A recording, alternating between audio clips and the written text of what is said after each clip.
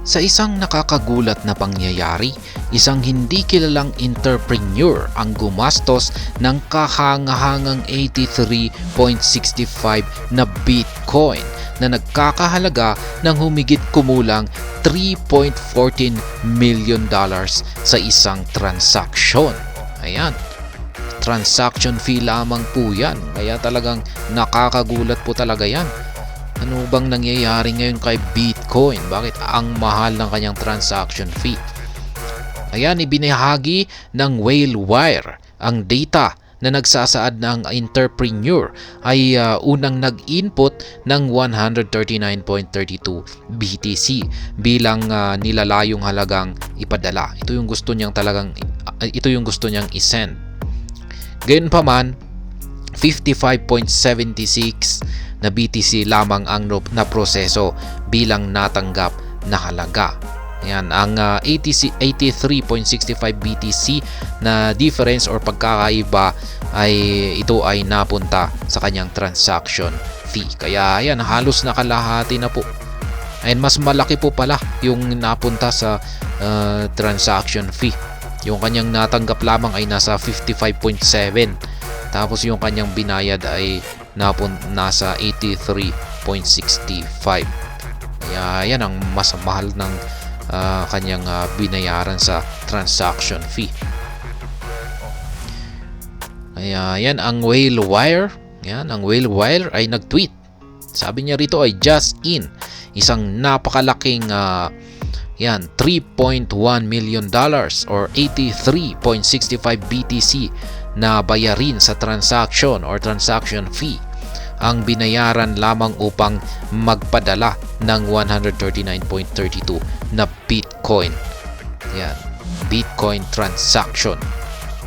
Kaya ayan. Yan po yung actual na post ng Whalewire. Yan, kawawa naman yung sender, natanggap niya lamang ay 55.76. Ang pagkakakilanlan yan ng entrepreneur sa likod ng transaction ay entrepreneur or trader ay ayan, hindi nananatiling hindi po siya kilala hanggang sa ngayon, pero sa tingin ko ay baka lalabas siguro siya. Siyempre kailangan niyang mag-complain. Yan, not new. Yan, hindi raw bago. Wala raw bago rito. Kapansin-pansin na ang ganitong uri ng insidente ay hindi bago. Yan, dahil may mga pagkakataon kung saan nagbayad ang mga trader ng napakataas na bayarin para sa isang transaction. Mayroon na ring ibang mga trader ang nakaranas na rin ng ganitong pangyayari. Yan, ang isang halimbawa rito ay may isang hindi na rin kilalang user ang nagbayad noon ng mahigit $500,000 at nangyari po ito noong September. Yan, at ito po ay sa isang single transaction na rin kay Bitcoin. Ayan, ang labis na mga bayarin sa network ng Bitcoin ay karaniwan minsan. Higit sa lahat ay dahil ang Bitcoin ay walang specific na code para sa bayad na kailangang bayaran ng mga user para sa bawat transaction. Kaya yan po ang problema dito kay Bitcoin.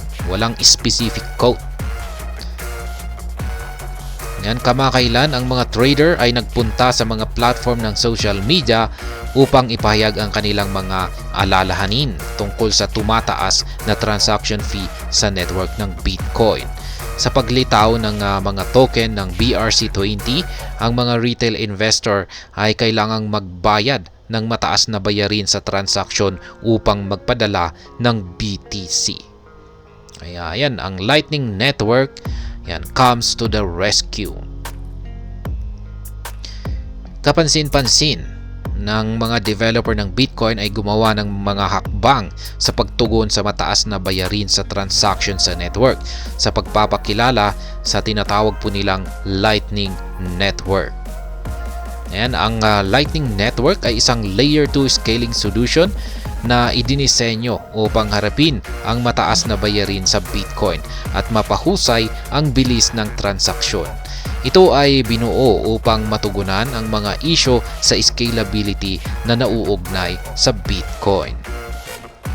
Ang Binance, ang pinakamalaking exchange sa mundo sa 24 oras or sa 24-hour trading volume, ay na-integrate na ang Bitcoin Lightning Network para sa mga deposito at withdrawal ng BTC.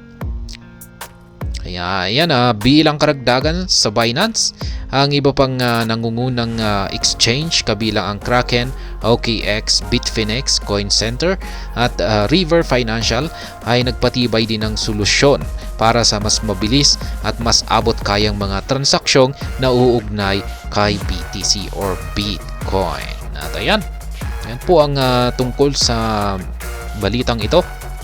Kawawa naman po yung tao na ayan, nawalan po siya ng $3.1 million. Ayan, napunta lamang sa transaction fee ni Bitcoin. Ayan, sakit po siguro niyan sa bulsa. At ayun, hanggang dito na lamang po tayo sa video na ito. Sana po ay inyong nagustuhan ang aking paliwanag sa video na ito. Kung inyo po itong nagustuhan, pakiclick lamang po ang like button nito. Para naman po sa mga bago lamang dito, kayo po ay aking inaanyayahan para mag-subscribe.